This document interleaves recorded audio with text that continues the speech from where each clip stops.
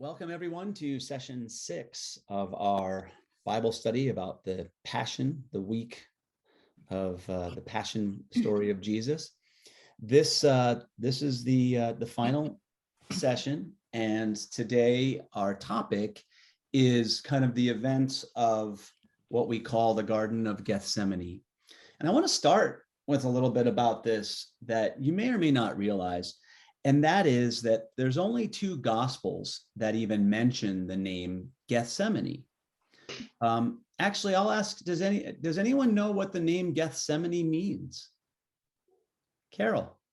Olive press. It means olive press or oil press. Exactly. So it makes sense. It's connected to this idea of this, olive grove or something, but it's only named Gethsemane in Matthew and Mark, and Luke, that's the Aramaic word, Gethsemane, and Luke doesn't tend to use Aramaic as much, so he calls it the Mount of Olives. And interestingly, John doesn't use either of those terms. He simply uses language that says that he went across the Kidron Valley to a place where there was a garden. Okay. Very, very specific, quite different. But that's where, when you put them all together, that's where we get this idea of the Garden of Gethsemane, because oil press Gethsemane itself does not necessarily, entail any sort of garden. And there's some other distinct differences here when we look at this story. The Synoptic Gospels, so Matthew, Mark, and Luke, they present this whole story of Jesus, this whole episode, as one of deep suffering, deep struggle. So it's in the Synoptic Gospels where Jesus prays for the cup to be taken from him, yet not my will, God, but yours, right? Jesus invites his disciples to be with him and wants them to stay awake, but he's so hurt when they can't, that kind of thing. In Matthew, he says things like, I am deeply grieved, even unto death. In Luke, there's this particular and unique singular translation or understanding of that he was so anguished, his sweat was dropping like drops of blood on the ground. Really, really deep struggle here, okay, in the Synoptics. But when you come to the Gospel of John, it's not about agony at all. In fact, there's no apparent struggle. Jesus is actually presented as being in complete control. It's very interesting. And the fact that John uses this garden, it allows for Jesus to kind of step fully into his power as in John's kind of framing of the whole story. John starts off in this larger cosmic level, basically using the language, the Gospel of John starts off this way, using the language of Genesis in the beginning, okay? Very intentionally reframing and recreating, reappropriating the creation story, and then uses the garden as a way of symbolizing how Jesus is the new Adam.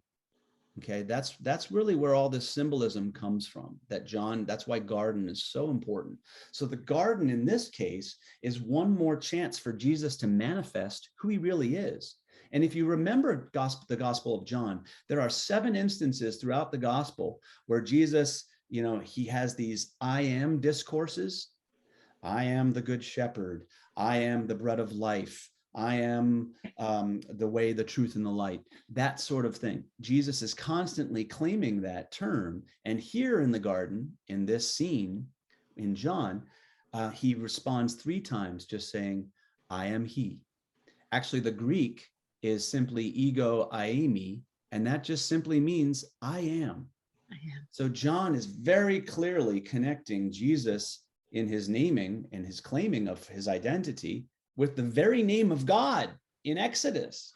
It's a different and powerful presentation of this story in a much larger framework, but John using his own creative skill to let us know, who Jesus is, how his power is being manifest. Because all throughout John's gospel, it's Jesus is anticipating when he will be lifted up. That's the way the language is termed, and lifted up on the cross, but lifted up beyond that as well. And so it's then later on in the garden where Mary Magdalene will meet her risen rabbi, Jesus. So there's some differences there. There's quite distinct approaches to this story, and wonderful and rich. And they all kind of invite us to some, I guess, that several different areas of reflection. One is they all, and what we'll cover today is how these stories take us into our own journey through the passion, through Jesus' walk, but also wherein is our risk that we're asked to take. You know, Jesus takes risks here in these stories. And where's the courage that we find? How do we find that courage? Where do we gain, find our courage and our strength? We're going to look at the responses of Jesus' disciples to his arrest, kind of consider that and some of the topics that brings up. Plus, we'll examine a particularly curious and unique story that has mystified it's a wonderful story as well, in my opinion, but it's in the Gospel of Mark and has to do with a young man who is following along, and then they grasp after him and they get his clothes, but not him, and he runs away naked. And it's just a very peculiar thing, and we'll get into that a little bit.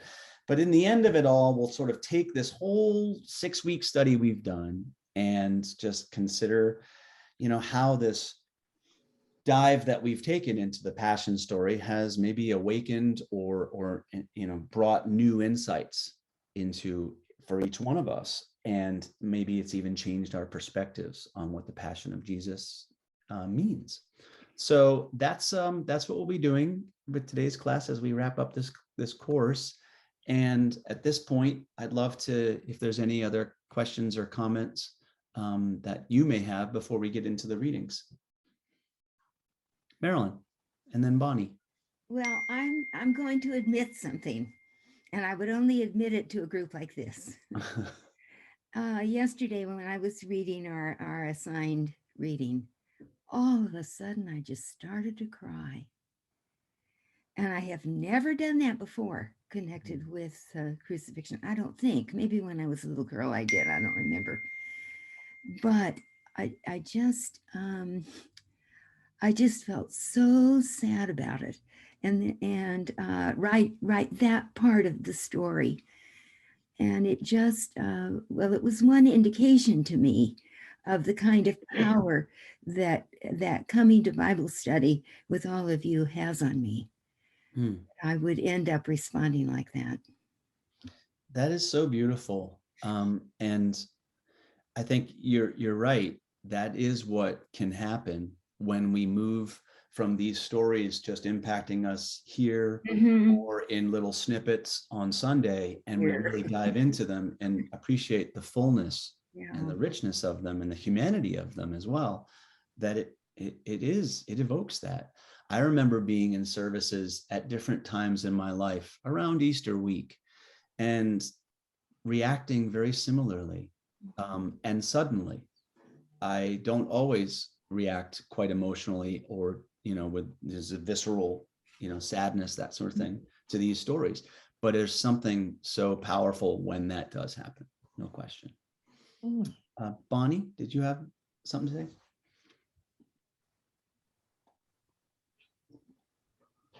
Well, mine isn't nearly as impactful, and I don't even know if it's pertinent. When I got to the end where it said, "My betrayer is at hand," go ahead and sleep now, and rest. And that whole thing about how the disciples kept falling asleep, and it was like, can't you just stay awake with me? And then at the end, it was like, well, go ahead and rest. And then it said, my betrayer is at hand. So I read a little further. Yeah. And I was expecting to see Judas betrayed him with a kiss, but Mark doesn't say that. No. Left that whole part out, and I don't know which gospel it's in, but I know it's in one of them. And that always puzzled me, like, didn't they know what he looked like? I mean, after all this time, why was that betrayal with a kiss? It would seem like, well, here he is, and they would know that. So that whole thing puzzled me, and that's not even part of Mark's, of Well, what we and this read. is what we were talking about. This, and it's wonderfully relevant. What you're saying. This is what we were talking about last week, that there are elements of this story that are so different, and some parts that don't appear. And so it could be that it was just missed, but it could also be that elements of this story, or Judas and other parts, may well be not based in history, but really they could be a device of the gospel writer. So that Mark, the way Mark is written, it's so direct, and the characters serve a distinct purpose, and they really relate, they help us see ourselves, okay, as the reader, because Mark is pulling us along at a rapid pace through the gospel. And when Mark's gospel ends with the women running in terror, it's very deliberate, because Mark all along is showing us, hey, here's what good disciples look like, the outsiders typically, and here's what the disciples who fall by the wayside and flee. Which disciple will you be? And to have this arrest scene like that, here comes my betrayer, and not show Judas, is Mark's way potentially of saying that all of us are capable of being Jesus' betrayer, just as we are capable of being a follower of Jesus, and the choice is always ours. So everything that happens in Mark it continues to put it back on us, and leave us ultimately with the question, what kind of disciple are you going to be? Because as we see this, we get like, oh, I wouldn't have done that. Oh, I would never leave you there, God. And then we see Peter say the same thing. It's like we're seeing all these mirrors of all these people and all these intentions and different types of soil, okay? And we see all that possibility in ourselves. Mark is saying, hey, it doesn't matter what I tell you. It matters what you choose in how you respond. So it opens it up. And in that way, it's really good to notice, just like you did, Bonnie, how that detail was missing. And maybe it's missing like that on purpose, that it wasn't just that, oh, well, he was looking at the tail of the elephant instead of the trunk kind of thing. It's at least worth consideration. And that's one of the things we certainly have tried to do in our approach. I see your hand up, Patty. I was reflecting on what you did last week, and because I did look at it and was sorry I wasn't there, but also just what you just said, because it seems to me that all the Gospels together, and maybe the whole total Bible, they're not about any one instant of failure. They're about instances of failure, and or at least not knowing what the truth is, and then being called back. I mean, we can fail, and we can, whatever failure means, we cannot see the truth. We can fall asleep a lot, but we also, like in Peter's case, get to be called back again and again. And it's not a done deal when we screw up. It isn't. And I think that's such an important message, because I think it's easy to be so self-critical. I mean, we have kids who are killing themselves right and left in suicide now, and we don't have support systems for them. And the Bible is a support system, because if you read all of it, it's not about we're all doomed. It's about we're all invited to be taken into God's love. And so reading one part is never going to be enough. And it teaches me that in all the stories, not just in the Bible, but in all the stories of life, there are pieces of the truth and pieces of the untruth. And that we can't say, at least I have a tendency to want it to be nailed down. Maybe Right. Judas wanted it nailed down. Maybe everybody wanted it nailed down, because it's hard to live in ambiguity. Right. It's hard to stay in the present and not want to know. But it's also, I mean, the invitation is to stay in the present and to trust that love will prevail. And that's the reflection that I see, that I don't have to know, and I don't have to think it's failure when it looks like it is.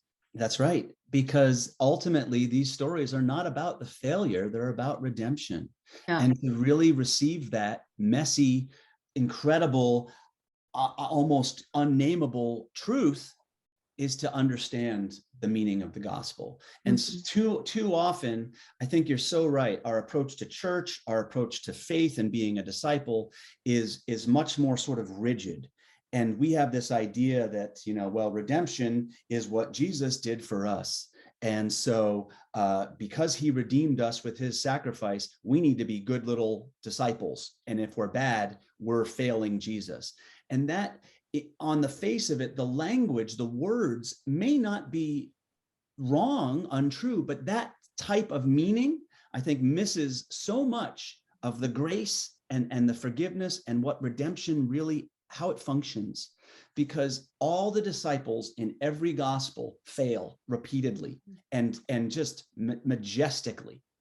And yet, it's not the end of their story. And so it's about, how do we then incorporate that into our approach in our lives? And I agree. I think that's why reading each gospel and appreciating their own approach and take can really meet us at different times in a place that where we need to be met. So Marilyn reads Mark's gospel, which is so poignantly written, and it impacts her. Others will read John's gospel and find that courage that gives them the strength to take another step in their day when they say, I don't believe, I don't think I can stand up. So there's ways that these stories will find us, but they're different. And I think that's the main thing, is to allow them each to sort of tell their own story and resist the temptation that we all have within church, particularly, to just combine them and harmonize them all and come up with this sort of, neutered version or less impactful, rich version. In the totality, for me, I get a sense that I'm wanted. I'm wanted. I'm always going to be wanted by God and by the community, which is the body of Christ, that I have value even when I can't see it, and even when I don't know what to do. And that there will be a call to me to remember that. Yes. That's what the stories tell me. And it's not just for our sake. That is partly it, to accept that value intrinsically in ourselves, but then to live that value in the way we love the children of God, the community, all, to see, to know, to trust that we are all wanted. And there's nothing that we need say, there's no magic words, but there's a way to be. And seeing one another with those Christ eyes of love, and that sort of thing. That's where a lot of the teaching comes, and that's often quite challenging for our reality, no question. Any other comments or just thoughts before we get into some reading? Horty.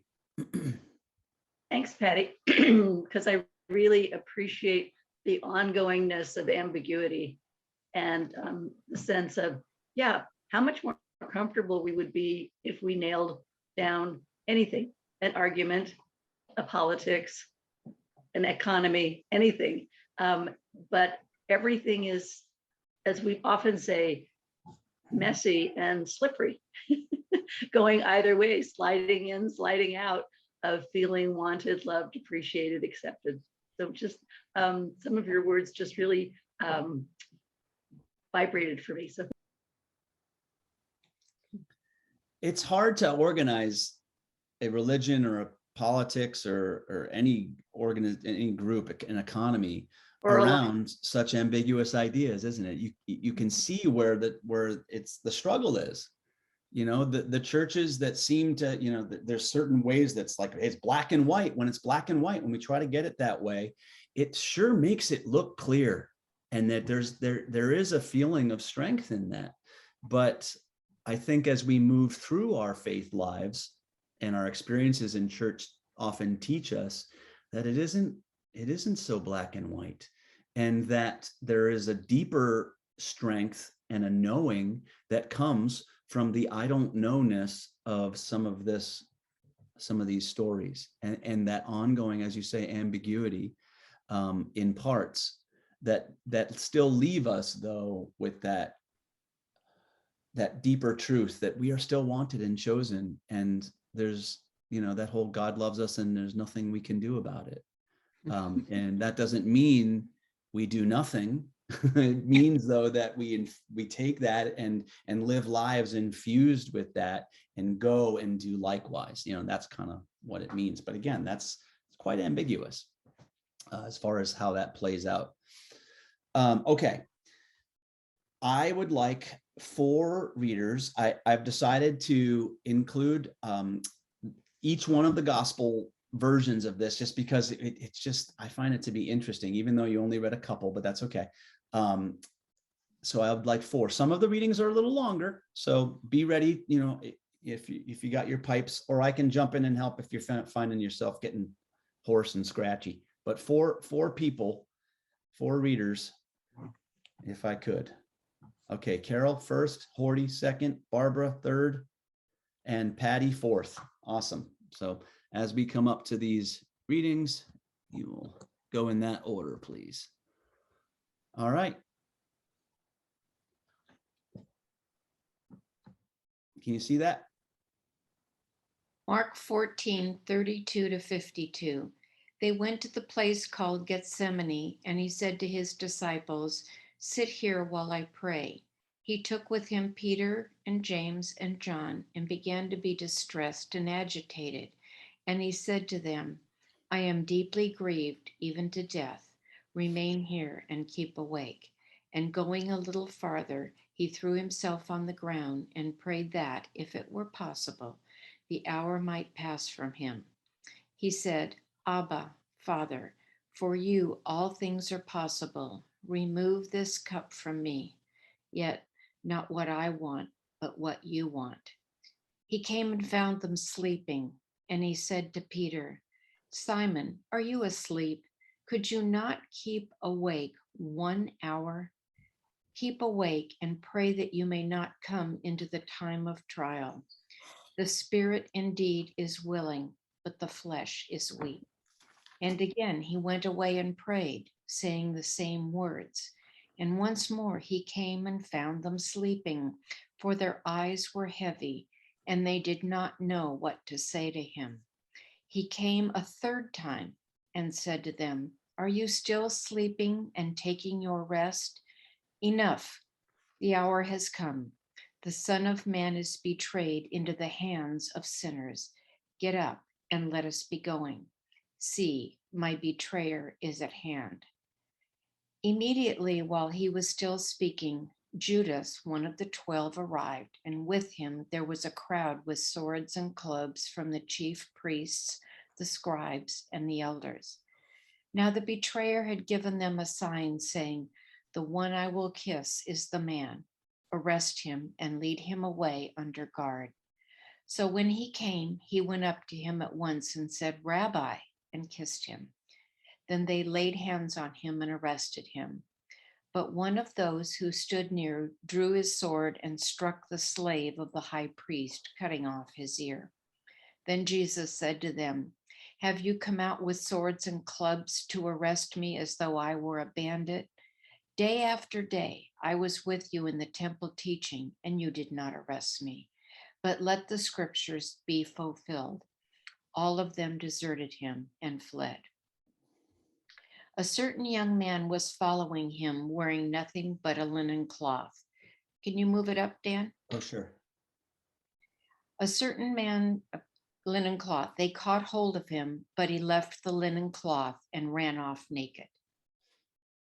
Thank you. All right, let's see what Luke has to say. It's a little shorter. Luke 22, 47 through 53.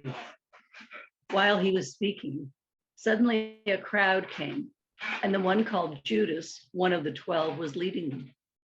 He approached Jesus to kiss him, but Jesus said to him, "Judas, is it with a kiss that you are betraying the Son of Man?"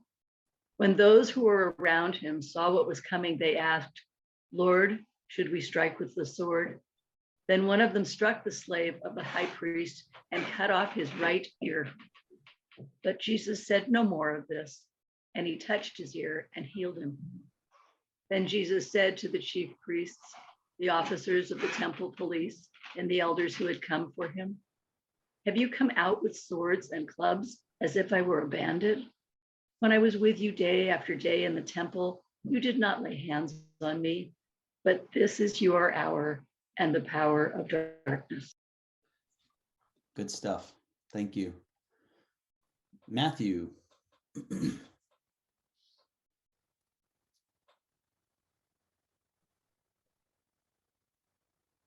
Then Jesus went with them to a place called Gethsemane, and he said to his disciples, "Sit here while I go over there and pray." He took with him Peter and the two sons of Zebedee and began to be grieved and agitated. Then he said to them, "I am deeply grieved even to death. Remain here and stay awake with me." And going a little farther, he threw himself on the ground and prayed, "My Father, if it is possible, let this cup pass from me, yet not what I want, but what you want." Then he came to the disciples and found them sleeping, and he said to Peter, "So could you not stay awake with me 1 hour? Stay awake and pray that you may not come into the time of trial. The spirit indeed is willing, but the flesh is weak." Again, he went away for the second time and prayed, "My Father, if this cannot pass unless I drink it, your will be done." Again, he came and found them sleeping, for their eyes were heavy. So leaving them again, he went away and prayed for the third time, saying the same words. Then he came to the disciples and said to them, "Are you still sleeping and taking your rest? See, the hour is at hand, and the Son of Man is betrayed into the hands of sinners. Get up, let us be going. See, my betrayer is at hand." While he was still speaking, Judas, one of the 12, arrived with him. With him was a large crowd with swords and clubs from the chief priests and elders of the people. Now the betrayer had given them a sign saying, "The one I will kiss is the man, arrest him." At once he came up to Jesus and said, "Greetings, Rabbi," and kissed him. Jesus said to him, "Friend, do what you are here to do." Then they came and laid hands on Jesus and arrested him. Suddenly, one of those with Jesus put his hand on his sword, drew it, and struck the slave of the high priest, cutting off his ear. Then Jesus said to him, "Put your sword back into its place, for all who take the sword will perish by the sword. Do you think that I cannot appeal to my Father, and he will at once send me more than 12 legions of angels? But how then would the scriptures be fulfilled, which say it must happen in this way?" At that hour, Jesus said to the crowds, "Have you come out with swords and clubs to arrest me as though I were a bandit? Day after day, I sat in the temple teaching, and you did not arrest me. But all this has taken place so that the scriptures of the prophets may be fulfilled." Then all the disciples deserted him and fled. Thank you, Barbara. Great job there. And last, John. John 18, 1 through 11. After Jesus had spoken these words, he went out with his disciples across the Kidron Valley to a place where there was a garden, which he and his disciples entered. Now Judas, who betrayed him, also knew the place, because Jesus often met there with his disciples. So Judas brought a detachment of soldiers together with police from the chief priests and the Pharisees, and they came there with lanterns and torches and weapons. Then Jesus, knowing all that was to happen to him, came forward and asked them, "Whom are you looking for?" And they answered, "Jesus of Nazareth." And Jesus replied, "I am he." Judas, who betrayed him, was standing with them. When Jesus said to them, "I am he," they stepped back and fell to the ground. Again he asked them, "Whom are you looking for?" And they said, "Jesus of Nazareth." And Jesus answered, "I told you that I am he.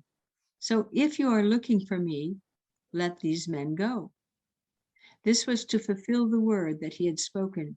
I did not lose a single one of those whom you gave me. Then Simon Peter, who had a sword, drew it and struck the high priest's slave and cut off his right ear. The slave's name was Malchus. Jesus said to Peter, put your sword back into its sheath. Am I not to drink the cup that the Father has given me? Much different approaches there, some of which, again, some of which don't emphasize just totally different things, huh?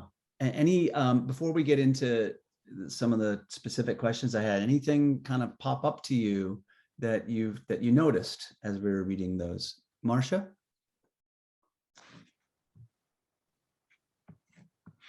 Okay, so if Jesus prayed alone and everybody slept, how does one know what he said and what he prayed? Again, it begs, it's a great question. And if our approach to the Gospels is if they're reports, like factual historical reports, then that's a confounding question. But if we are looking at them as salvation history or symbolic renderings that are designed to help the reader or the hearer, in the early case, have a deeper appreciation of who Jesus was, then those questions become more about, what is this saying to me? How is the truth of the story coming through this, regardless of some of those details? But those are really important things to notice, because that's often where we're coming from. And if this is all, well, it happens, every word, every letter, exactly as it's written, needs to be that way, then we're going to find ourselves confounded. But I don't know that it's helpful, because I think that it's okay to see where the point of the story is less about how did they know, but more about how do those disciples, and the fact that they couldn't stay awake, what is that telling us, about the disciples and their humanity? What does it tell us about our humanity and our ability to stay awake, or our choices of where we fall asleep and stay awake? How does it talk about or encourage us toward redemption and forgiveness? That's really, to me, where that's the deeper, maybe, way that these stories can kind of speak the truth. But I mean, I love asking those questions, because it really is, it's fun to kind of like, and important to take us out of some of those maybe assumptions that we have about these stories. But that's a that's a good one. I like those kind of questions, Anyone else? Oh, Bonnie.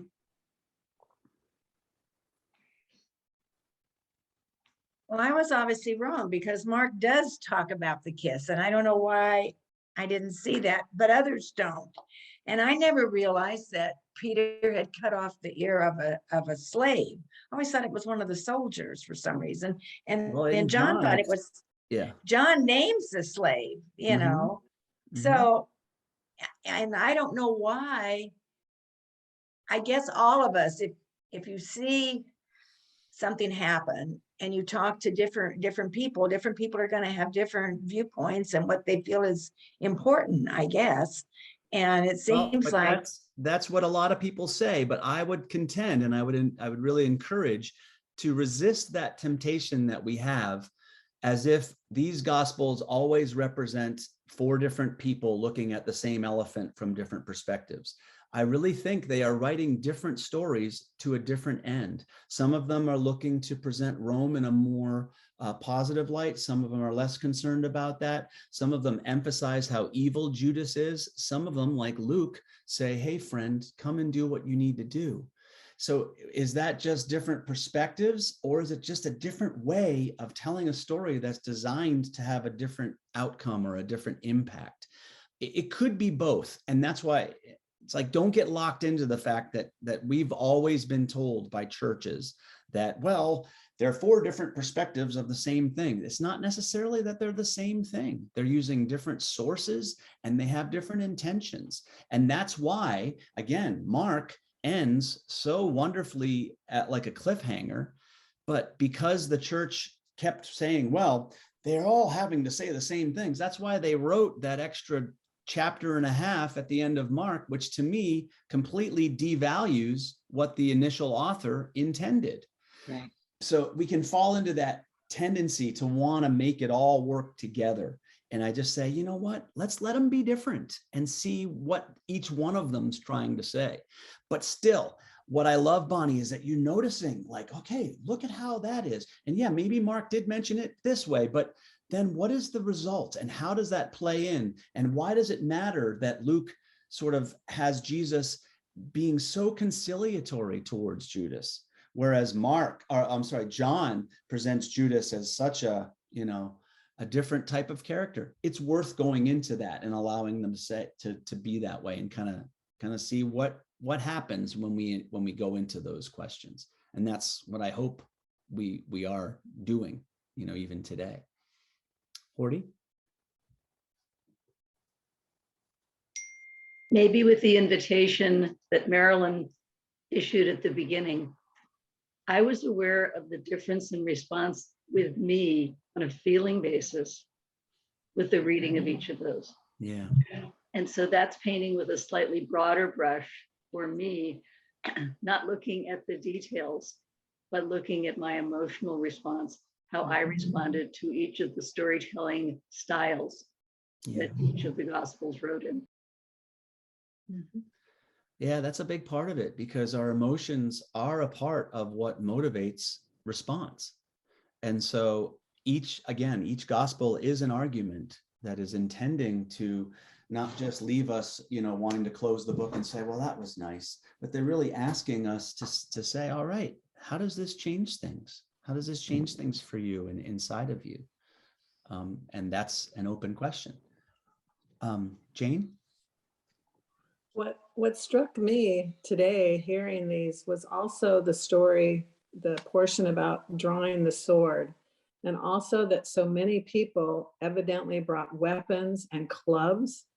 And it was mentioned that, I've been teaching and walking through your streets and nobody's had any reason to think that, that they needed weapons and violence. And Jesus's response, because we're so immersed right now in the violence in our city, Sacramento, in our state, in our world. And is it just this tendency of human beings to think they need to handle things with violence and with might is right?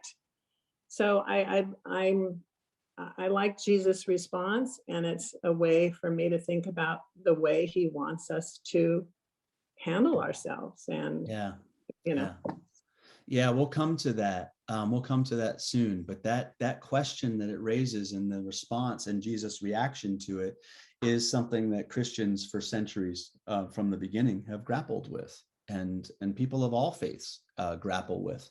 How do we do that? How do we really do that? Because at different moments we see it and it seems to work. And then there's different moments that call for a different response. And I think a lot of us now are grappling with it with Ukraine, for example, where that's a situation where almost universally everyone's saying, you got to defend yourselves from that. But how would Jesus, how would these stories we're seeing, how would that then connect? That's a tough one. And we've seen in World War II the same dynamic arise. And Dietrich Bonhoeffer being the famous example, and others who decided, even with their Christian nonviolent upbringing, it was a time where they needed to put their lives on the line and create a plot to take out Hitler, because it was just going to keep going and the atrocities would not stop. That's a tough place to be. And in our humanity, we haven't figured out how to do it. We haven't figured it out. And we do rely on the might, as being the settler of things. We tend to still, that tends to be our way. So yeah, we'll come to that, and it's a reflection point, and we can sort of see where Jesus comes, stands on it for sure. Patty? It's interesting because Jesus is showing that violence isn't the way. And now we have a situation that we have to deal with where we have nuclear weapons that can destroy the planet. And I mean, the whole NATO group is dealing with that they, Yeah. in the past, they could have gone in and used their typical local weapons and probably prevailed, but they can't do that now. And so it's an interesting idea coming into this time where violence is not the way. That kind of violence can't be the way, because it's the way that will destroy everything. Right. And so we have to grapple with that. And it makes me wonder how prescient these teachings are about now, you know, how they can weave themselves to us now, and how we have to answer that same kind of argument that's being put forth with new kinds of answers. We have to be the ones that don't lift the sword, even when thousands of people are being tortured and killed and raped and so on. Right. We have to find another way. Ultimately, yeah. Mhm. And We're being we called to do often that. find ourselves paying lip service to that and then struggling how to make it real. You know, I don't mean to, I say lip service, I don't mean it to be dismissive. We state it as our intention, and then it's like, all right, but then what about this instance and this? And that's the complexity of it. But ultimately, as these stories say, those who live by the sword, you know, so we know where it leads. And I think also that it's an invitation to believe that imagination is big enough, that we are given imagination big enough, if we'll stay with it, that we can find transformative action, but we don't know it yet. We don't know it. Yeah. And that is the thing that is really important to me, that I have to trust, staying present, that somehow in the body of Christ, as we stay present together, that out of that energy comes something that can be remarkable. Yes. And that is the overarching message of the Gospels, that Jesus steps into that world that relies almost exclusively on stratification, violence, might is right, peace through strength, all that stuff, fealty to emperor, and says, I show you a power that is bigger than all of that. And it's the power of love. And there are moments in our lives where we see how true it is, and we know it, and we are brought to our knees and brought to tears because of it. And then there are moments when we're afraid and we run from it and we fall to the wayside, like all of these protagonists in the story, who end up being also antagonists at times. But the point is that into that way of being, that way of love and forgiveness and redemption, it is about learning how to continually trust that what you just said, that those waves and the transformations that we may not see right now are coming, and we can contribute a verse to that greater poem of God's song of beauty. So that's what the Gospels encourage us toward. Okay, powerful. And at some moments in our lives, we're like, yeah. But when there's a few that don't say yeah, that's the rub, isn't it? That's when we're tempted to flee sometimes. And speaking of temptations, you know, these stories, that in all the different renderings of them, they present so many different layers of actual temptation and risk. And I want to start with that, like, you know, with what we just read, as best you can remember each one, because I know that it does get a little confusing, but that's okay. What did Jesus and each of the characters involved in those scenes, what was at risk for them, if anything? What were some of the temptations that were faced in these stories?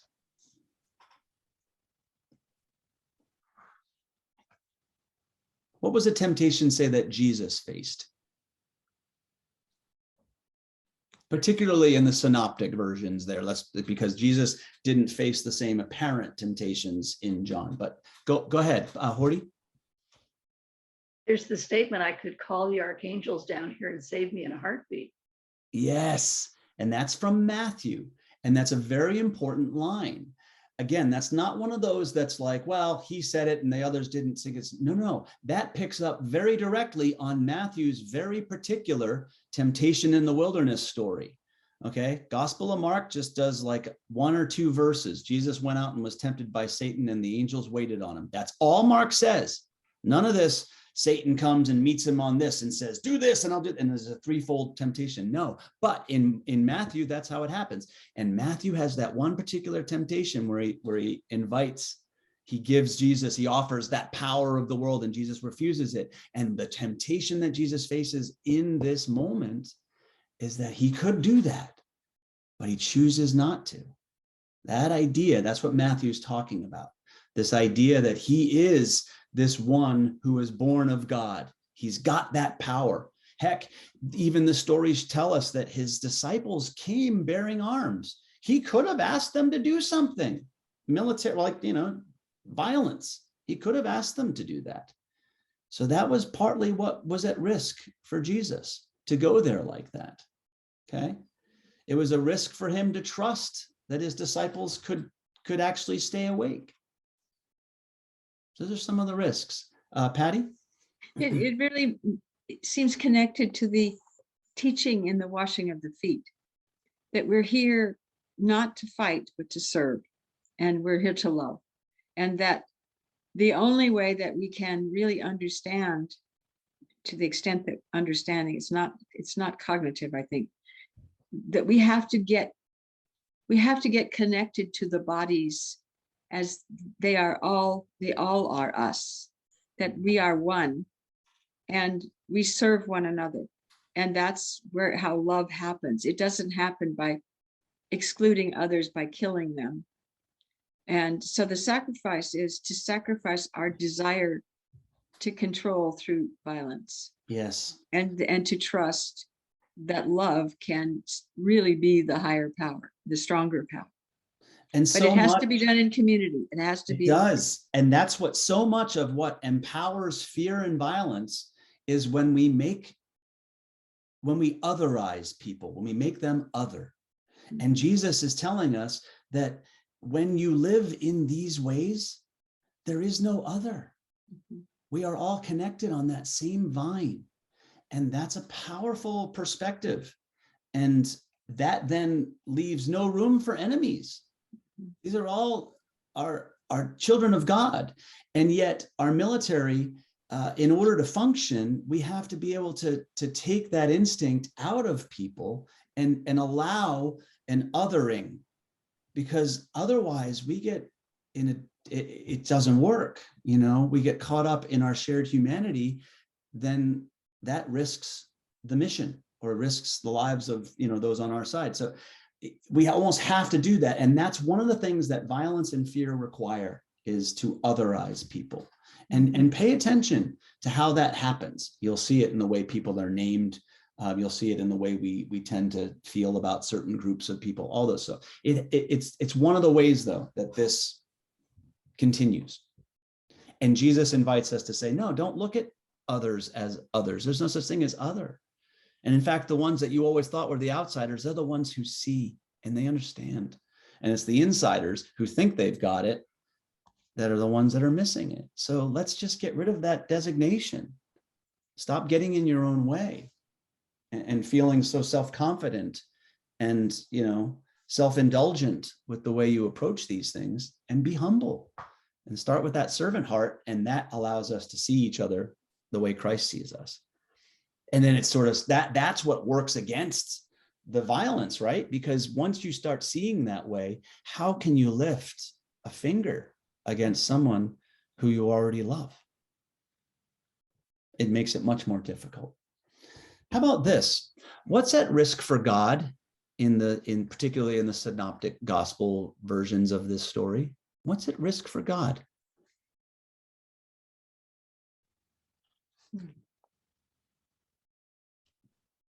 When Jesus says, you can take this cup from me, is that the risk? Is that maybe a temptation for God? that all this suffering could go away. The whole process, God could stop it, right? But God chooses not to. Patty?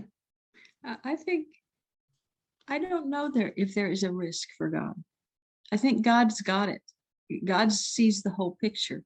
He sees the struggle that she sees the struggle that we have being human beings and coming to be fully human. And trust, there's a real trust in God, to me, in us, that we're not going to make it maybe today, but that we're going to make it, and it's going to depend on how we evolve. And so I don't feel that there's a risk for God. I mean, maybe there is, but I can't see it.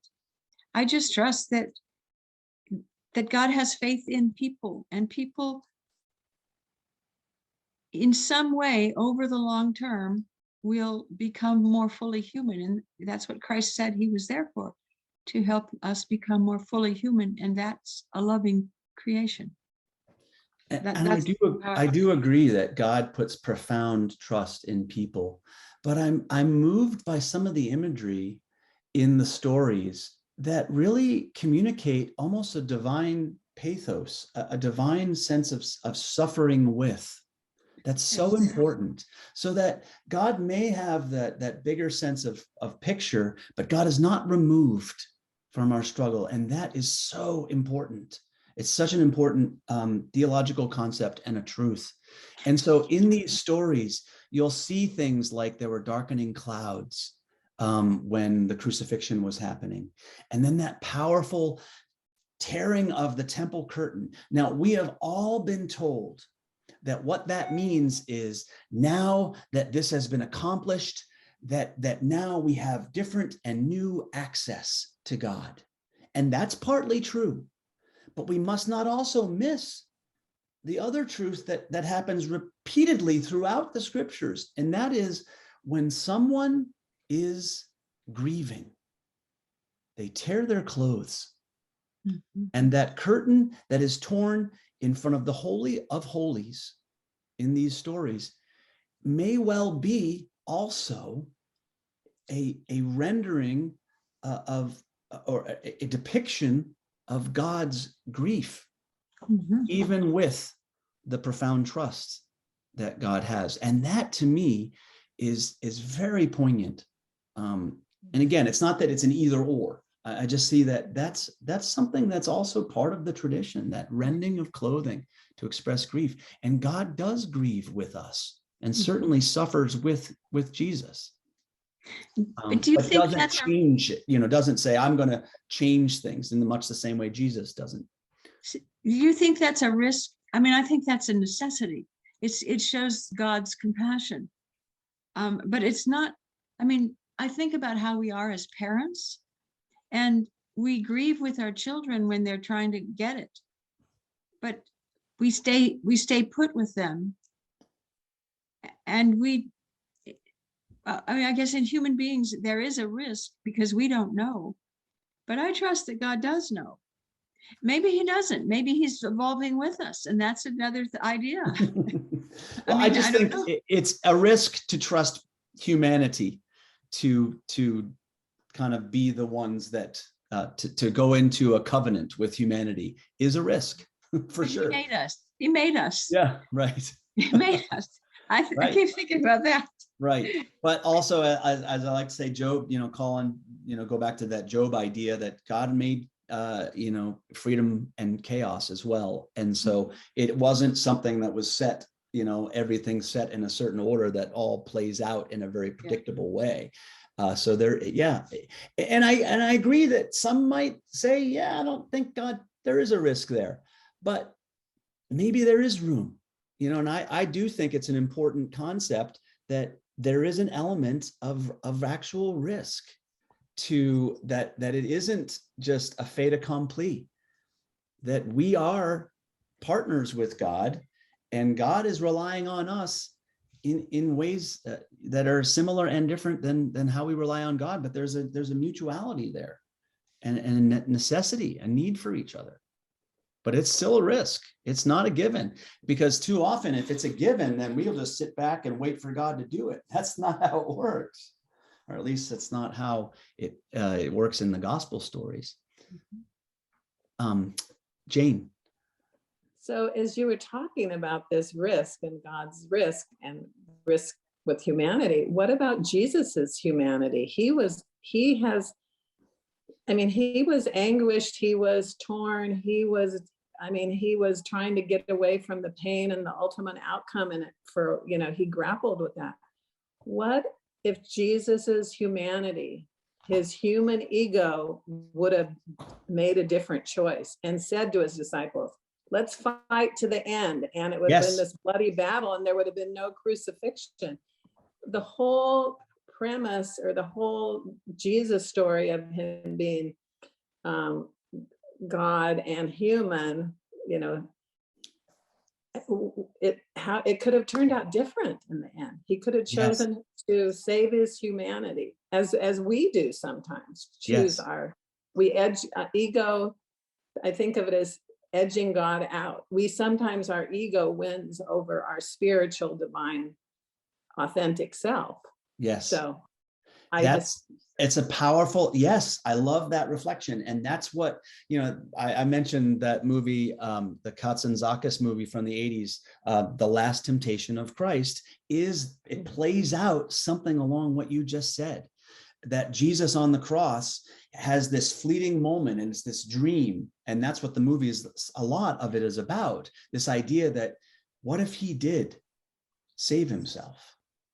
If he was God incarnate, fully human, fully God, playing with that idea, could he step off that cross and just not have to die? Could he save his own life? And it plays out what that would look like and all this different ramifications of that and how it impacts humanity and the story that's told of Jesus and what really goes on.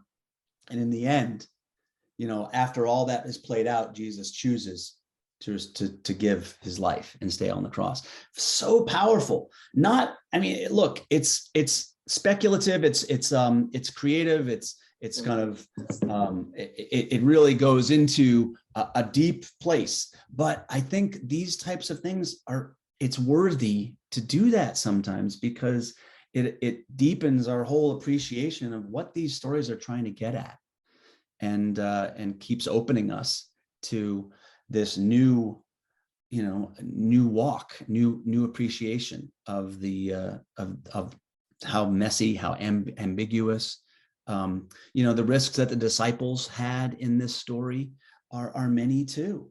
And for them, it's like they came and were asked to stay awake and they couldn't. And the risk for them is that they were still redeemable. So can they receive that? Can they not beat themselves up for failing Jesus and still receive redemption? And you might say, well, come on, think of our own lives. How many times have we failed and then all of a sudden felt like we were a failure, and it sort of removes us from certain relationships, certain permissions to do things, certain senses of ourselves and what we're capable of, all this stuff. It becomes narratives and stories. And these characters and these ways that it's presented, to me, are always inviting us to say, listen, look, even they fell flat on their faces many times throughout the whole thing. And these are the ones that are supposedly the insiders, the ones who are walking with Jesus. No, look, take a breath and stop crucifying yourself for your own failures and receive what we're talking about, this possibility for redemption. But that's the risk, because a lot of us know that sometimes we get in, we fall into ruts in our own lives and based on our life experiences. Bob? I think there's so much power in the words of the spirit is strong, but the flesh is weak. Yeah. I know. It's true. And it's one that, especially in the Gospel of Mark, the intentions, the stated intentions, especially of ones like Peter, and then their ability to back it up it's just in stark contrast often. And it's something we can all relate to. Again, these characters are useful in a lot of ways. They're instructive in a lot of ways, but certainly one of them is because they are mirrors for us. Marcia and then Marilyn.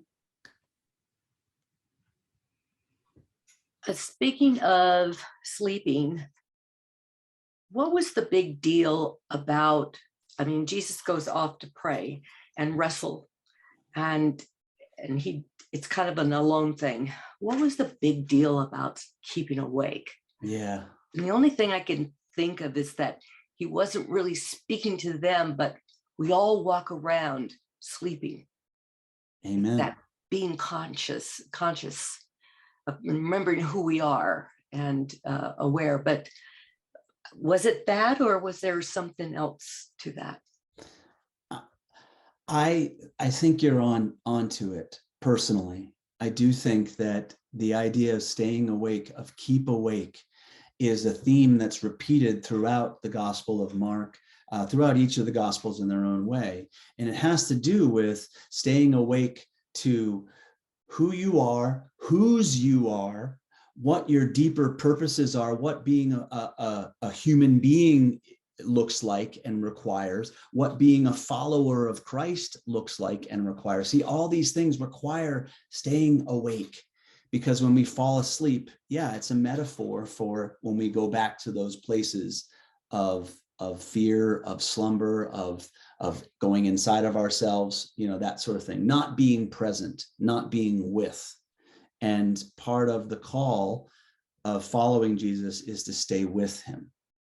And so that's the tension. And again, it's partly about those disciples and how they respond, but it's also really about us as we read it. It's asking us, so how's your awakeness doing right now? How awake are you feeling? Where is your awakeness? Are you awakened? What are you awakened to right now?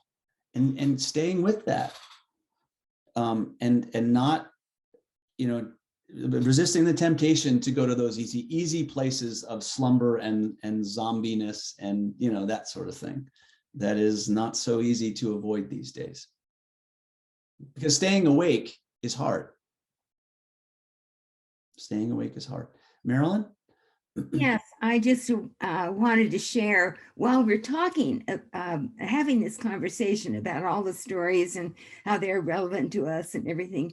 Different stories keep popping into my head that relate to my own life and my own experiences. And so that makes the point in a way that, I can't dismiss. Right. And that's, to me, the way these stories are written is to, again, it doesn't try to wrap everything up in a neat little bow, but the way it's written is it invites us into the story. Okay, maybe we're just like looking over the shoulder of people, but we're there. And so when we're there, it means that we bring our own life experiences and our perspectives to the story and then allow it to impact us based on those lenses. Okay, it's not just a story about other people, it's about us. Every gospel that's ever been written is meant to function that way. Again, they're making an argument. They're trying to reach out and speak to the one who's reading, hearing, consuming the message. And they want it to make a difference in our lives. And what Marilyn just said is what's true, what we've often noted, I think. Different stages of our lives will read these different stories or these same stories and have a completely different perspective on it, because what we bring to the table opens the meaning of these stories. Horty and then Patty. I've been told that in the Native American tradition, stories are told exactly the same over and over and over. And the expectation is when you're an infant, you hear it differently than when you're progressing through various stages of your life. The story doesn't change, but what you get out of it, what part is essentially illuminated in the story, what lights up like neon, reflective of where you're at. And I like the idea that the story that they're telling doesn't change. What we get from it is relevant to where we are. That's right. That's right. That's how these stories impact us. It's always about the lens, and the perspective we bring to it. There's an interaction. Patty? It makes me think that one of the losses for the disciples when they fall asleep is they can't grieve with Jesus, but they also can't learn what it means to be grieving with Jesus. They are exiting from the process of being loving. Falling asleep keeps us from being loving and learning how to be loving. Yeah. And the part of Jesus that is human was certainly struggling with his own grief and fear. And so what is lost is also support to him. Support, and the image is also, how do we support community? If we fall asleep, we can't support community. We can't be community. So they were going against everything that he was teaching in terms of, we live together. We are not one thing. And when you fall asleep, you can't grow to be loving. Right. And loving when it's hard, loving when you're afraid, and every fiber in your being is wanting to resist, learning how to love in that's love. That's what love is. Loving when it's easy it's not the full range of love. And I think a lot of us, marriage is not easy in this world. And a lot of us act like it's supposed to stay a honeymoon, when we get married. And then all of a sudden, when it gets harder to love, that can be very difficult for some couples, for many couples. And we go through these rhythms and different times and seasons. It's hard. And so these stories try to communicate, hey, this is what love is. This being present with each other through these dark moments, not shying away, not checking out, not fleeing. Okay. And one of the things that's so, just by the fact that as a reader of these stories, we go through, and if you read to the end, you know what you've become? You've become the disciple who didn't flee. and that's encouraging. And we need to remember that these stories, we stay, and if we follow through them, we already aren't the ones who fled. So yes, you got this, don't run away from any of it, that sort of thing. And that's where the disciples and a lot of us bump into a lot of obstacles, right? I mean, how many of us have missed those moments in our lives where, and I'm speaking of a lot of personal experience here, and that's one of the things that motivated me to be a hospice chaplain. But when someone was dying, I was just too afraid to go and be present. I didn't know how to be present. I didn't know what to say. I don't want to be around death. It reminds me of my own mortality, all those things at different times. And maybe it's not true for everyone, but for me, those were places where I was afraid to go, where love was calling, and simply to be present. I got caught up in my ego. I got caught up in the fear, and didn't allow myself to be present for what was possible in those. And all that means is, I don't know what could have been an outcome, except that to go and to be present, to be with, is what love looks like. And so there's something in there too. If that's a move that shifted for me, then there's a Gethsemane redemption, in my life. And maybe we all have those. And then we have those moments where we fall down and we flee. Okay. But the story of Gethsemane is that the redemption is possible, whether you've stayed with Jesus the whole time or whether you've fallen down and failed. Okay. Carol? What you just said about being a hospice, when I was going to see Sylvia Epperly, I had absolutely no experience with hospice. And it was a little scary a couple of times because so I went on the internet, how to do and what to do. And yeah. I just suddenly said, none of this is me. I have to just be me. Yeah. And it really opened up some beautiful conversations that I had with Sylvia. And I just suddenly realized I just had to, when I went with her, said, God, let show me how to be me. Beautiful. That's it. That's it. I learned in my training for being a hospice chaplain that the techniques and the skills and the awareness and that sort, it's important. But really, you step into that room and you just leave it all out there. And you trust that being you is what's required. And all that stuff will come to the fore when it's necessary, or maybe not, because what's required there is presence. And that to me, that's where the disciples, by falling asleep, they were missing that opportunity to be present in this difficult, but incredibly love-infused time. Good stuff. Okay. Just to carry on, keep going with the story a little bit. When the disciples do finally wake up, though, we do see how some of them do respond with violence. And we see, particularly in Luke and John, Jesus has a very striking response to their violence. And we've talked about that. He basically says, put it away. That's enough. That's not what's called for here. And he heals the one that's been struck. But I want to ask you, so what is Jesus, can you think of any other examples in the Gospels aside from this one that kind of illustrate what Jesus' perspective on violence, how does he understand the use of violence or nonviolence based on any other stories that you can think of? Because it helps us to understand some of the meaning of these stories if we can think of them in relation to this one. Carol? Well, I was just thinking of one of the ones we just had, turning the tables in the temple. Yes. Mm-hmm. And how did we talk about that? Was that an act of violence?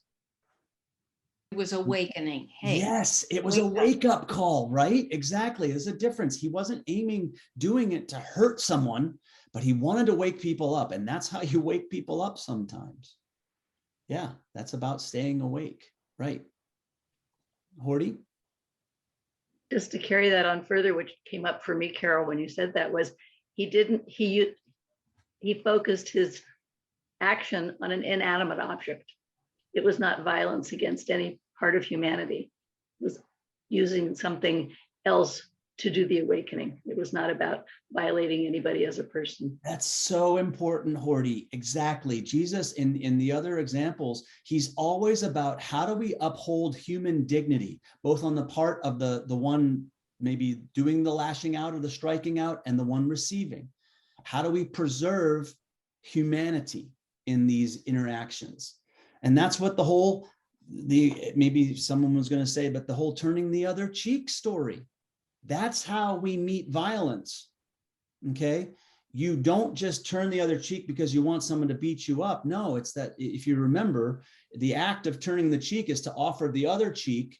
So if someone backhands you and they treat you like a subordinate, he says, turn your other cheek. So they have to hit you with that open hand. And that's the sign of someone who is your equal.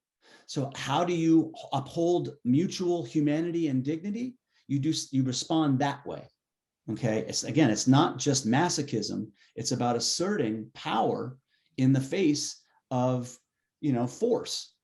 And it's a way of, I think, removing the clothes of the emperor, so to speak. And again, in a way that does not devalue the humanity of either person. Pretty amazing. And all those stories, the three there, the go an extra mile. It's about taking an instance where a soldier can conscript anyone to carry their pack for 1 mile. Jesus says, go the extra mile. So then you take it from being an act of force, and you say, now I'm volunteering. So you have no power over me because I'm doing this of my own volition. Again, preserving the humanity of all involved, but making a powerful statement. So there's a lot more to this idea of nonviolence. And it's that Jesus isn't saying, look, it's just that it's not only that those who live by the sword die by the sword, but if you want to find wholeness and if you want healing, then this is the only way. It's the only way that works. Comments? Birdie. He also responds with grief. I'm thinking of when he learns of the violence against John the Baptist, he responds with deep grief for human atrocities. Yes, and I think that's, again, it's a part of it. His humanity and his fullness of humanity allows him to stay connected. Our emotions are what keep us connected to each other. And once we divorce ourselves from our emotions, that's when, as we were talking about earlier, you get too many opportunities to start othering people and start separating yourself from them. And when we separate, that's when violence is given a chance to really sink its tendrils in to moments and to people. So by responding the way he does, with that tenderness, with that fullness of range of emotion, it's really what loving neighbor, it's what practicing this nonviolence, that's what it requires, because we have to maintain the vision of each other, the sight of each other, the Christ-like eyes that see the full humanity of each other, the redeemability, the lovability of each other. And it's only when we separate, that becomes possible to destroy. So Jesus is saying, don't do that. See each other the way I see you, and then let love be your rule and your guide. And violence will have no power anymore. Takes a lot of trust, though, because in a world where so many still use violence, there's a lot of temptation, and there's a lot of fear, and a lot of othering, and all the things that we've been talking about. A lot of sleeping. A lot of sleeping. Yeah. All right, let's get to the naked guy. Because I know that's really what, this is really what we've been waiting to talk about. But Mark's passage has that very peculiar, and again, it's just been a point of a lot of speculation, consideration, a lot of words been put on paper and spoken aloud. But so we got the story of the young man who's following. And I just want to ask, who do you think that guy is? Or what do you think that represents? Do we need to look at it again, or do you remember it enough? It's a one verse. The young man who was following along. So after the arrest happens, in Mark only, the young man who's following along, and they try to chase after him and grab him. They only get clothes, and he runs away naked. We never see who he is.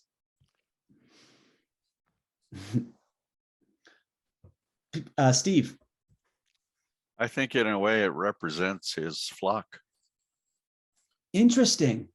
Yeah, I would go, and I would say that a lot of people look at it as being representative of the disciples in the story, because as you're suggesting, and as the story says, they all fled. Okay, that sort of thing. When life hit the fan, they all fled. Okay, so that's absolutely. Many people have speculated that it has to do with the followers in the story. Any other thoughts as to who else that might represent? Boys? It could represent God. Whoa, tell me more. Well, God's beloved son now is at the final end. And so God is stripped naked and runs. Interesting. Okay. And I'll pick up on that and maybe say that in that sense, maybe it relates to the next young man we see who's clothed similarly, and that's the young man who's in the empty tomb. So the angelic young man. And so this fleeing man, this naked man, in your way of seeing it, is kind of a representation of God moving out of that scene and into something new or different. Well, Jesus has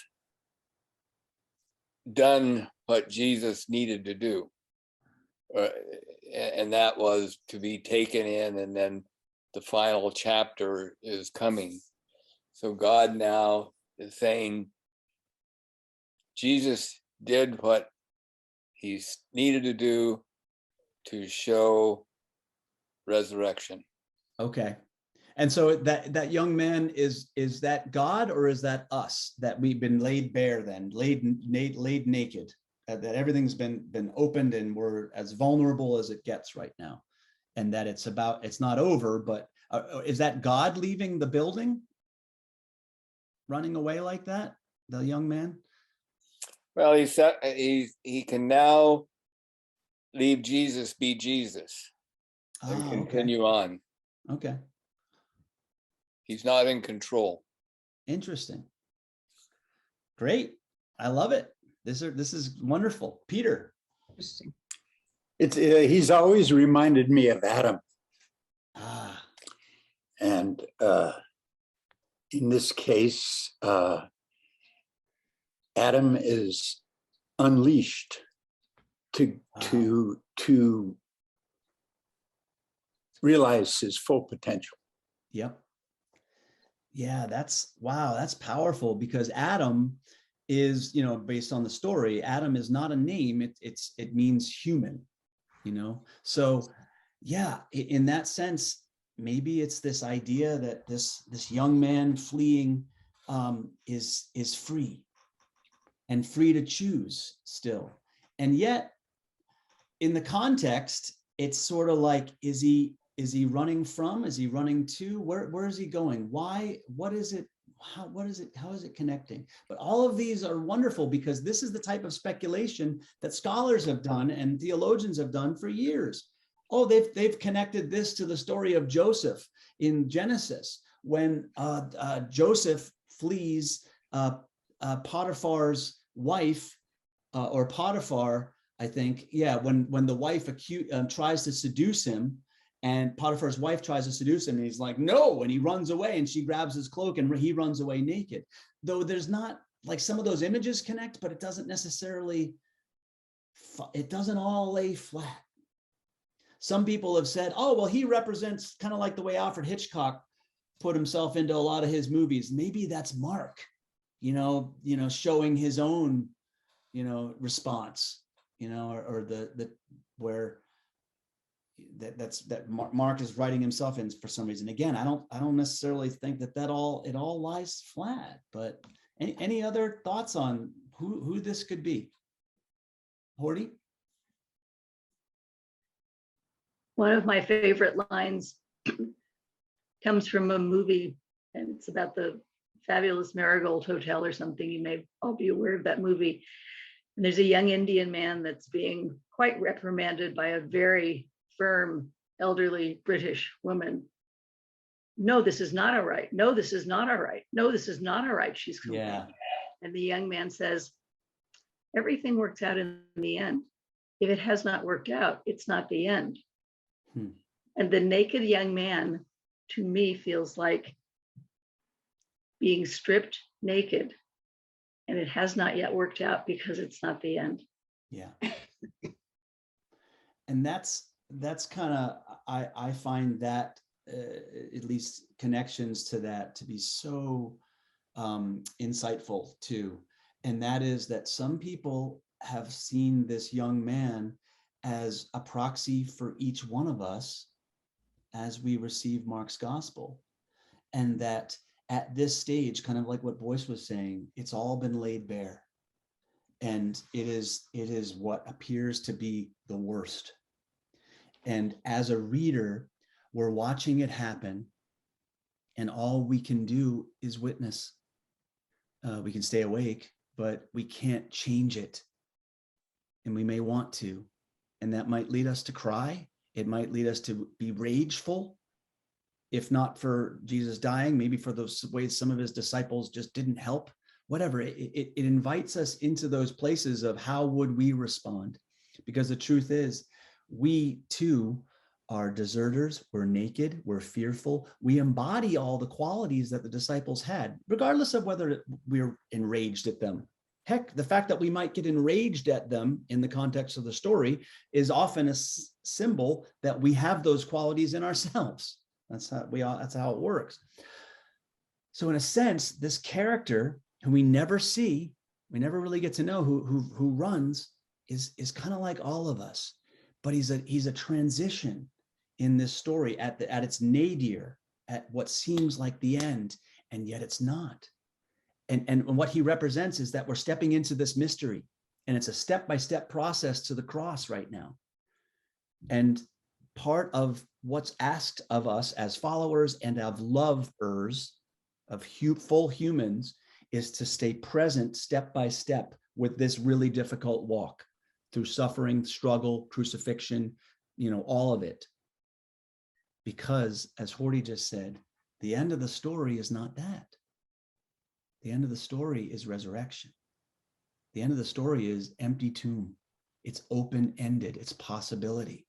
So And we get to decide how we're going to reclothe ourselves. That's true. Absolutely. And ultimately, the clothing that matters is the clothing of redemption, the clothing of that God provides.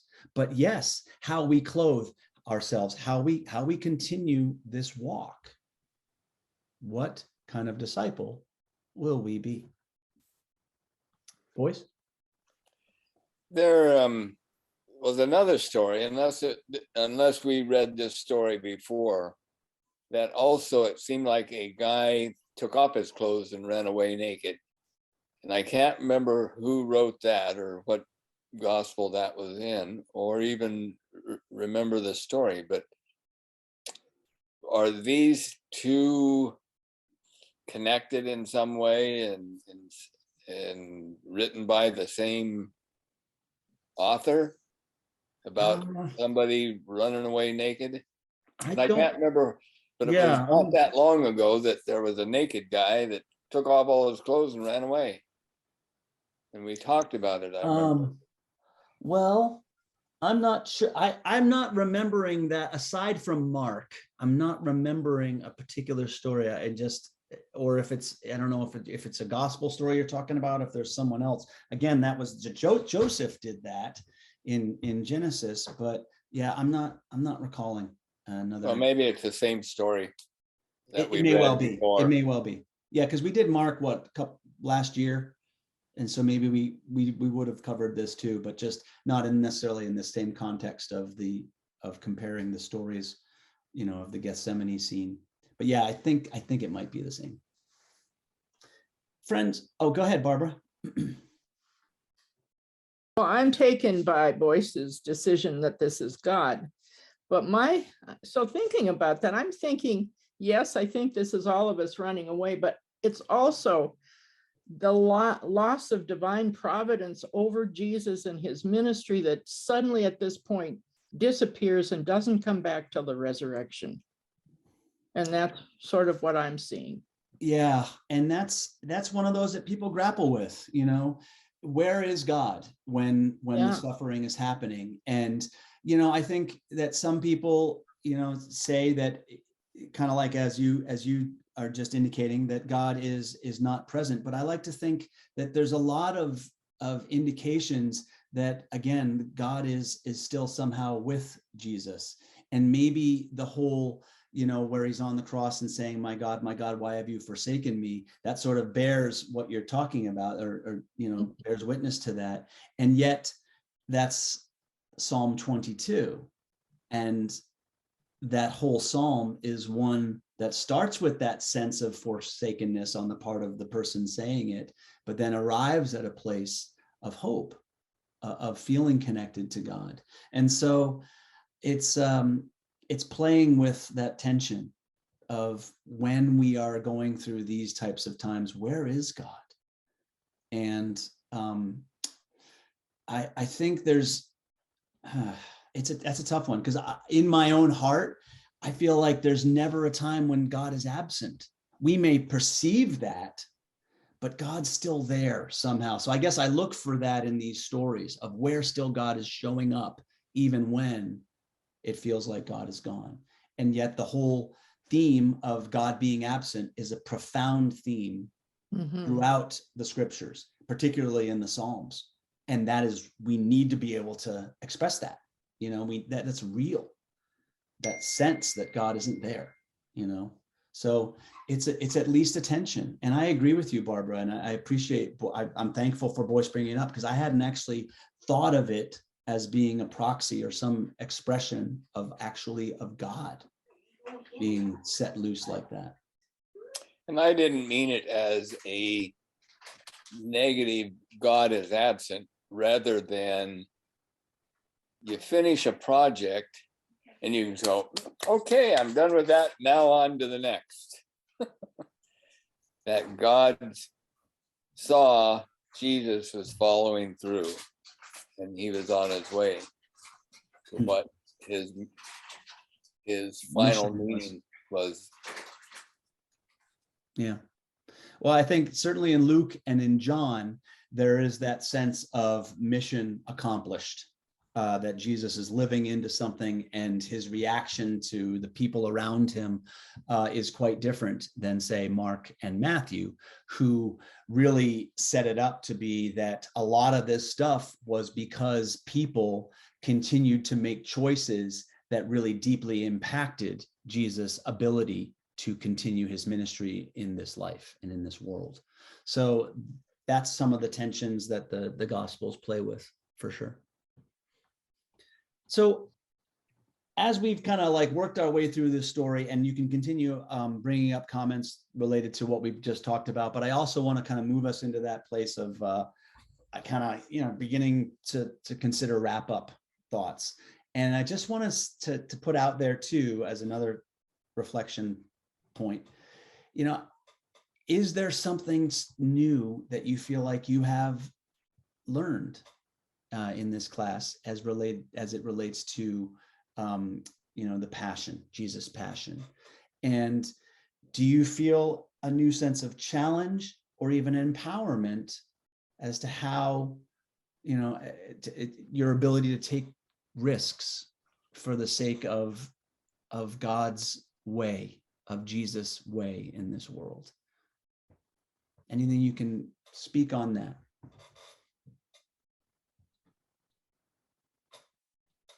Horty? Can't remember whether I've shared this before, but what comes into my heart at this moment was having coffee with a friend and a woman nearby being very distressed and speaking really loudly on her phone, complaining and obviously very distressed. And at first we were really annoyed because it was really violating our sense of privacy and space. But on the way out, and I didn't intend to do this, but on the way out, I just put my arm around her and said, I can tell you're really hurting about something. And she sort of just nestled into my shoulder and just collapsed. And I was probably as surprised as she was. But I don't know that that's something I would ordinarily do. I almost felt like I was willing to risk violating her space by touching her without knowing her or being invited. And I'm not saying I was moved mysteriously or anything, but I was just very, very, very surprised at my action, and happy, deeply, deeply happy, deeply. I couldn't fix it. I couldn't do anything.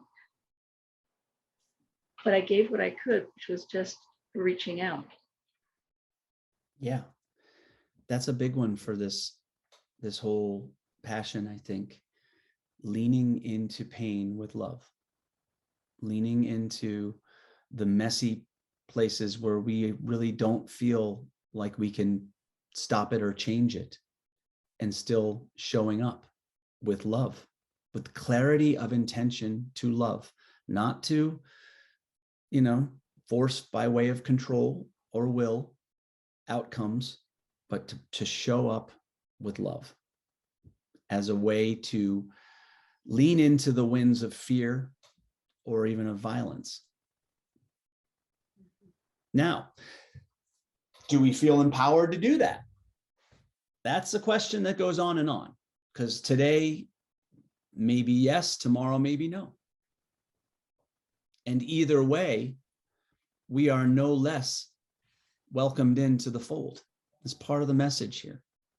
You know, we can pull ourselves out. That's one of the stories of Judas there. He pulled himself out, but ultimately there was still room for even him. Do we feel empowered to lean into the places of pain with love? I think we do when we are in community, when we are with one another, and we can embolden one another. That's part of it. These stories show that too. What other ways, what other things are your takeaways? Marcia. My judgmental needle shifted. And I see Judas, and therefore people, you know, I really nailed Judas and the sleeping disciples, shame on them. And, you know, from the story, I'd always had them in certain spots. And now I understand that's me, that's us. And, but we're forgiven. And so it's been freeing for me to just like, hey, we're all people. We're in, this is the human experience. Beautifully said, Marcia. Yeah. How do we appreciate what forgiveness and redemption really mean until we're capable of forgiving the worst parts of ourselves or the worst days of our lives, you know, or the worst decisions we made? You know, that's part of this, is learning. And sometimes when we fall into that trap of saying, oh, and I've done it too, when you look at these characters and you're like, oh, look at the way even John writes about Judas, or I forget which one says, well, Judas was possessed by the devil. It almost takes, it sort of otherizes him in a sense. And yet there's more to it than that. Our ability to see ourselves in each of these characters is so enmeshed in our ability to understand what forgiveness looks like, and how it really plays out and what it really requires of us. Others, Boyce. Some of the reports that we get from the Ukraine area is that some of the Russian soldiers are really in pain about killing people that they don't know why they're killing them. The people see their pain and are offering them a way out, and how some of them are succumbing. And I see this conflict of people that, you know, when you see a group of people standing in front of a tank unarmed, and the tank is stopped, and they have these huge guns that they could just mow them all down, and they're not. And realizing that this is not right. And even some of the Russian soldiers, they're hungry, and they're giving them food and saying, come on. And, you know, it's not happening enough probably, but, you know, at least I see this little spark of, if the Russian soldiers all of a sudden see that this is useless and can get the courage to say no, this thing could end quite quickly. And even some of the reports have been that some of the officers of the Russian armies are beginning to say no and giving up their group of soldiers. So I just see somehow there's love there being expressed, and it seems to work with some of them. Well, it's an illustration of how it can, and you know, it becomes, you know, there's no way that civilians are going to be able to match might with might. So to use the power of their humanity and their heart in the ways that you're describing is to risk their lives. There's no question. They could easily get run over by that tank, but they are speaking to the humanity of the person operating the tank. Again, big risk. We say it's a risk that God trusts humanity. It's a risk for other humans to trust humanity, but they recognize that there's no how that's the only way that it will stop. So yeah, and many thousands have died, millions across time. But think back in your own lives. Civil rights movement was shifted by a group of people who were standing in the way of water cannons. They're standing there, and they're children, and all of a sudden people said enough. And maybe that's what's happening here. But we still have to choose, all right, in a world that still relies way too much on violence, will I allow violence to be my way, or do I have enough of the courage and the trust in what Jesus' way is to say, no, it stops with me? And that's where I feel moved watching these stories. What you're saying is that those are people that are saying just that. And that emboldens me to hopefully make that same choice. Easy to say when we live in the relative comfort of where we are. But we can only do what we are empowered to do. And that is to stay awake, to continue to witness, to go to those places as best we can, to see one another, because there's plenty of people who are pushed to the sides out here. We come across them every day. You may not realize it because when they're pushed to the sides far enough, they can be invisible to us. Let no one be invisible. It's not a bad starting point. Horty and then Birdie. And Jesus comes back continually and says, wake up. So Jesus is always calling us to wake up. Yeah. Nobody can stay awake all the time, but we can reawaken. That's right.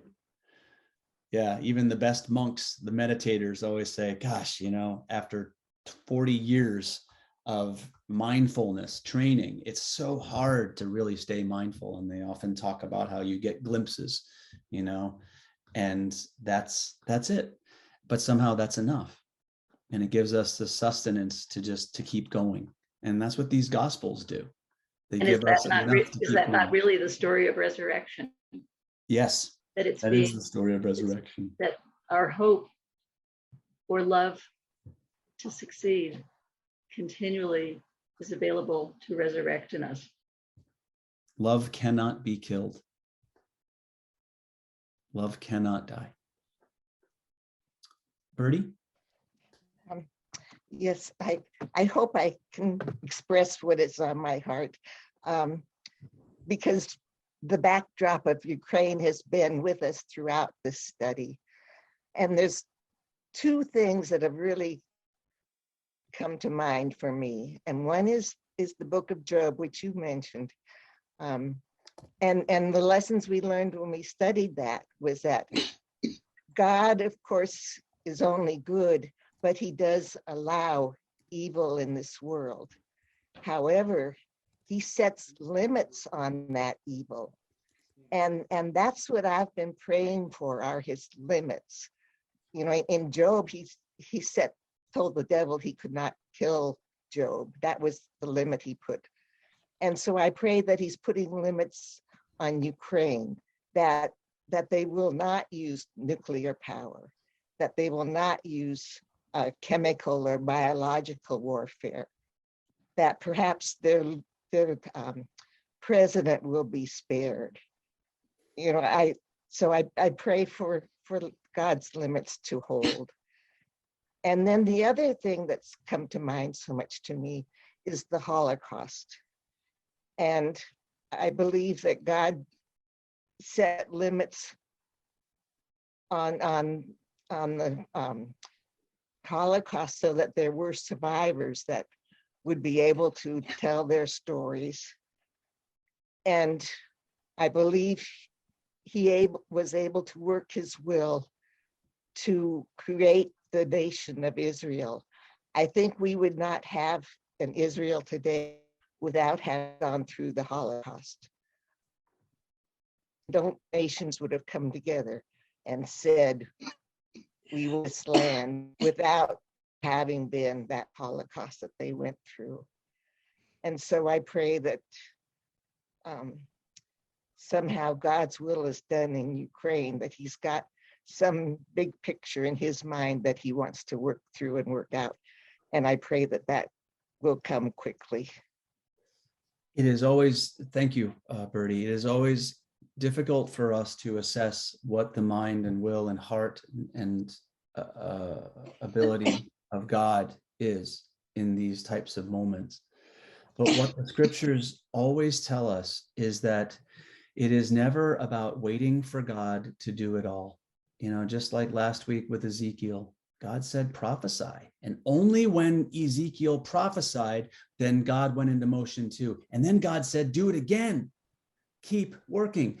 God needs us to be responders and witnesses to love, for the sake of love, for the sake of humanity, for the sake of God in the world.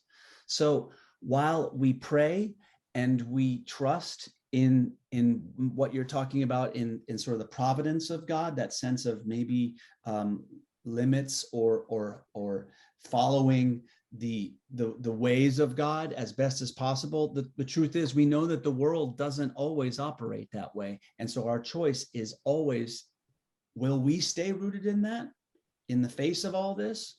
Or will we give ourselves over to lawlessness, violence, you know, and destruction? And, you know, that really is a constant question for us. That's a day-to-day question. And the Gospels are deeply encouraging that it's worth it.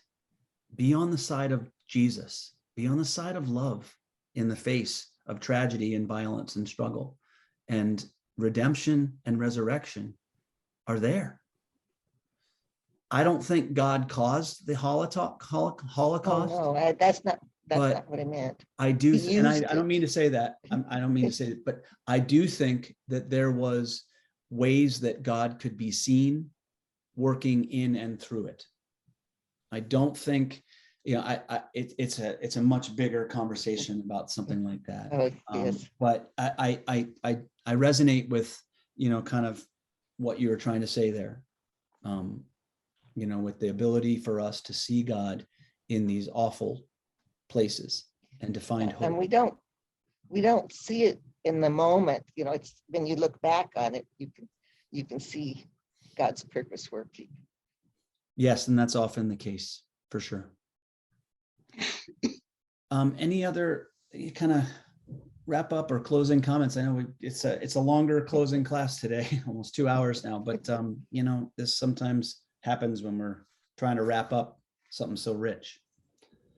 So I'm okay if you are. I know some people have dropped out. Patty? The one thing part of my takeaway is that we don't realize how much we sleep. And we may see the problem in Ukraine and Russia as their problem. And I think we don't see how we're related and how the way we structure use of power and use of resources in this country and through what we choose to spend money on and so on, that we don't see where we sleep and how we're related to these things. Right. You know, so I know so little about Russia. I mean, that's where I'm sleeping. I know so little about them. I don't know much about Ukraine either. I know more about it now, but I don't know much about Russia. I just had a friend across the street that there was a young man, a 17-year-old that they helped bring over here, and he was from Russia. His best friend was conscripted, and he decided that he would kill himself rather than go and fight in Ukraine. He was a Russian. Wow. He said, if I go and I try to desert, they will kill my family. That's what they're doing. And so I don't know very much about those countries, and I'm pretty comfortable and isolated. And this is calling me to say, I need to know more. I need to not sleep so much. And that's really hard. It's really hard. Amen. We're with you.